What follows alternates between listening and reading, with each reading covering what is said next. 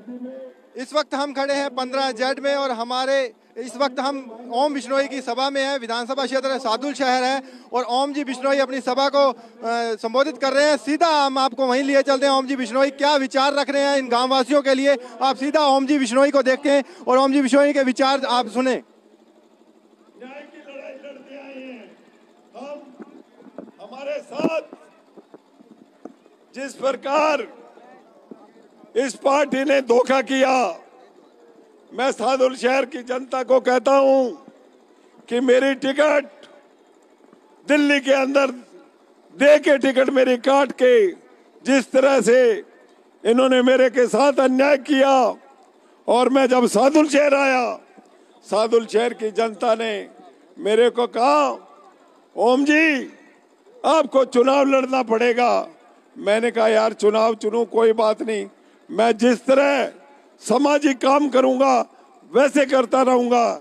लेकिन जनता जब दूसरे दिन 7-8 हजार लोग इकट्ठे हुए, उन्होंने मेरे कहा कि आपको सादुल शहर की जनता की आपको टिकट मिली है, इससे चुनाव लड़ना पड़ेगा। मेरी टिकट कांग्रेस ने काटी, मैं शुक्रगुजार हूं, मैं धन्यवाद देना चाहता हूं सादुल शहर के वासियों को जिन्होंने मेरे को आपकी टिकट देके मेरे को चुनाव लड़ा रहे। ये चुनाव ये सच्चाई का चुनाव है, ईमानदारी का चुनाव है, किसान का चुनाव है, मजदूर का चुनाव है और नौजवान का चुनाव है और उन महिला का चुनाव है जिन्होंने मेरे साथ कंधे से कंधे मिलके मेरा साथ दिया। मैं उनका शुक्रगुजार हूं। मेरे को उन्होंने इस लायक समझा और मेरे को वो चुनाव अपनी चिन्ह ये बल्ला और मेरे को वो चुनाव लड़ा रहे हैं। मैं दोस्तों आज हमारे सामने ऐसे दो लोग चुनाव लड़ रहे हैं। एक तो 5 साल पहले 40,000 वोट लेके गया था, वो दिल्ली ले गया, दिल्ली में उन वोटों को बेचता रहा। दूसरी तरफ सरदार गुरजंट सिंह जी हैं, उन्होंने उनका वोट लेके वो एमएलए बने और सरकार में रह के उन्हें दुरुपयोग किया। इतना दुरुपयोग किया, भाई से भाई को लड़ाया, थाने बेचे, तहसील बेची और एजुकेशन बेची। और नौजवान के जो हाथ में पेन होना चाहिए था और बल्ला होना चाहिए था हाथ में क्रिकेट खेलने के लिए, उनको क्या दिया उन्होंने?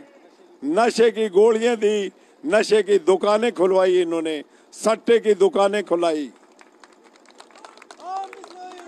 हमारे जब किसानों के लिए हम लड़ाई लड़ रहे थे, माननीय ये गुरजंट सिंह जी हमारा विरोध कर रहे थे, ये कह रहे पानी नहीं मिलेगा।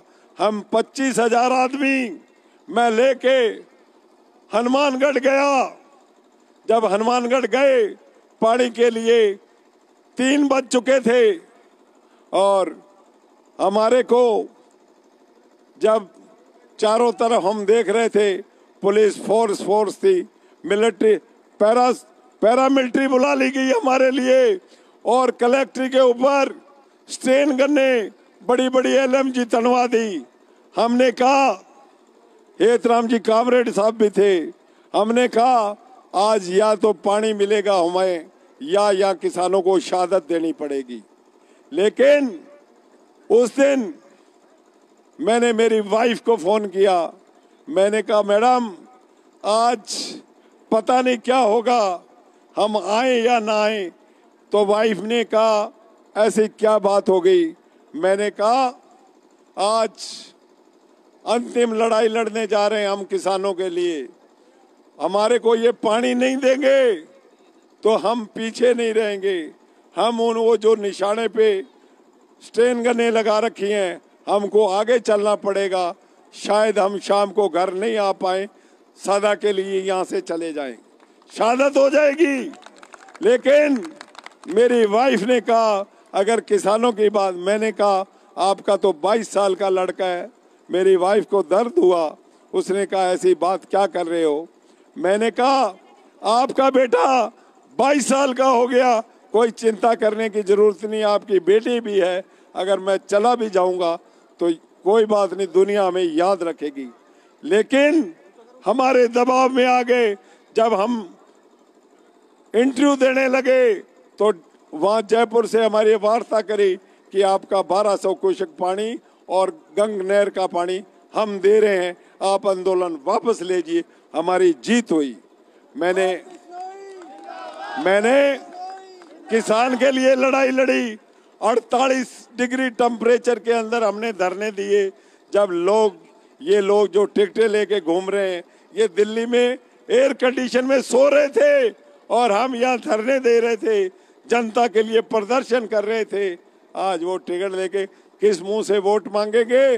जनता उनको गांव में घुसने नहीं देती, गाड़ी पे पत्थर मार रहे हैं, गाड़ी भगा रहे, जनता उनके पीछे भाग रही है आज। और मैं जहां भी जाता हूं, लोग मेरे साथ हैं, मेरा इंतजार करते हैं। औरतें बैठी रहती हैं और रात को मेरे कहती है, भाई साहब हमारे घर खाना खा के जाना। कोई कहता है मेरे चाय पी के जाना। बोले वीरा तेरे नाल हमारे साथ, इतना साथ कि सारा सैलाब उमड़ा हुआ है।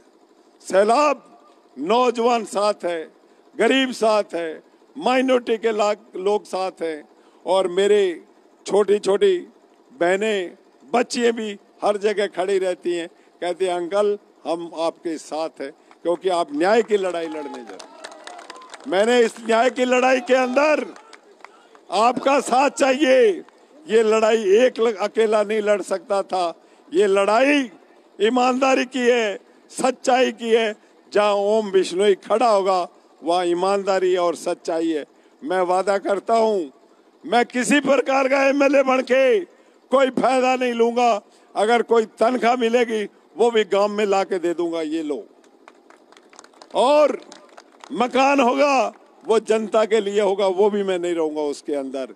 और मैं गांव में चौपाल लगा के फैसले करवाऊंगा।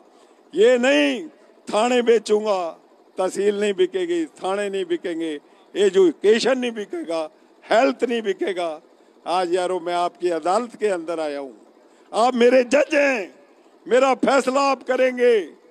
वो फैसला आपसे 4.5 साल हो गए मेरे को घूमते। मैंने आपसे कभी कुछ मांगा नहीं था, मैंने कभी मांगा नहीं था। जो मेरे को कहा मैंने करा था। आज आपकी मेरे को जरूरत है। जरूरत किस लिए?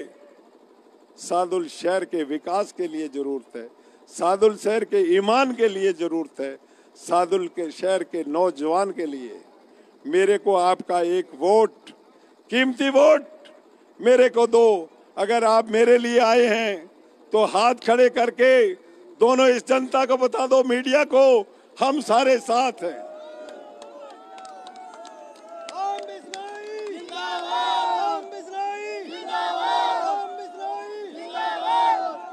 मैंने मेरे जीवन के अंदर कोई ऐसा काम नहीं किया जिससे आपका सिर झुकेगा। मैं आपका नाम रोशन करूंगा, आपका नाम खराब नहीं करूंगा, और आपके लिए और सब के लिए लड़ाई लड़ूंगा। एमएलए बन के हमरा सबका विकास होगा। हम और तुम और सब एक होंगे, और यहाँ विकास की लड़ाई लड़ूंगा। और ईमानदारी और सच्चाई होगी। गांव के चौपाल पे मैं आके फैसले करूंगा। डिजायर जो होगी वो गांव वाले की होगी, ओम बिश्नोई की नहीं होगी। चाहे कोई भी काम होगा वो चौपाल पे होगा। दोस्तों, आपने बड़ा साथ दिया मेरा, आपने बहुत प्यार दिया। मेरा जो चुनाव चिन्ह है ये क्रिकेट का बल्ला है। इस बल्ले से ऐसे 2 टीमें आई हैं बाहर से, उनको छक्का मार के बाउंड्री से सादुल शहर की बाहर करना, और हमारी जीत आवश्यक। जय हिंद, जय भारत।